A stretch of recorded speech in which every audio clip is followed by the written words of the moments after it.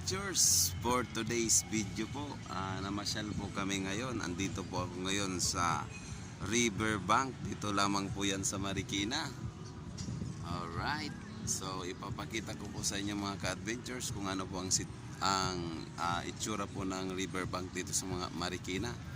So maki-like pa din po at share and subscribe ng aking YouTube channel mga ka-adventures. So medyo iba-iba na pong part ng Manila ang nararating ko po mga ka-adventures. So ang ginagawa ko pong ito ay para maipakita ko din po sa inyo mga ka-adventures kung yung mga sitwasyon ng lugar at kung gaano din kaganda, para may idea po kayo kung sakali man po magdating po kayo. So alright mga ka-adventures, let's go!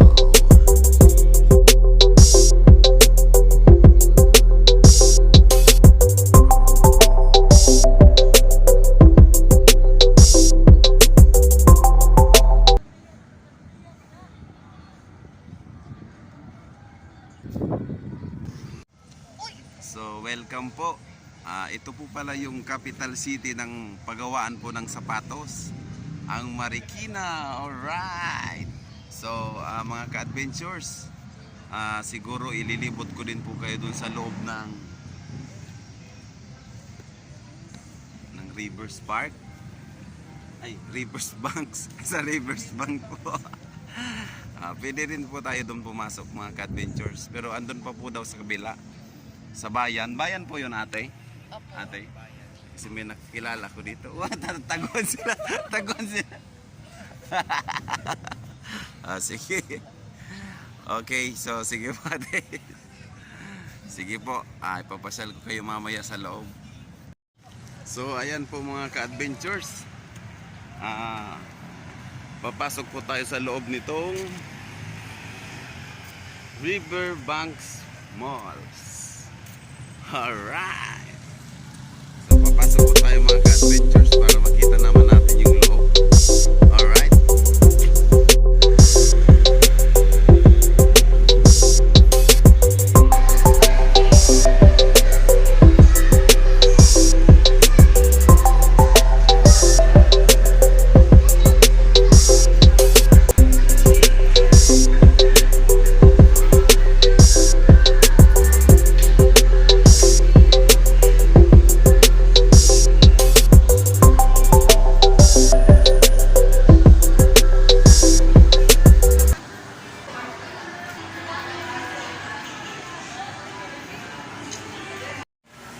Alright, so pupunta natin mga ka-adventures yung mga gawa po talagang mga sapatos dito sa Marikina.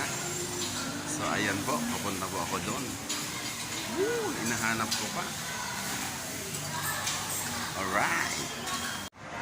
Alright mga ka-adventures, so may nakita po ako dito na isa daw po sa gumagawa, sa original din po na gumagawa ng mga sapatos dito sa Marikina. Ito po yan, yung Marikina shoes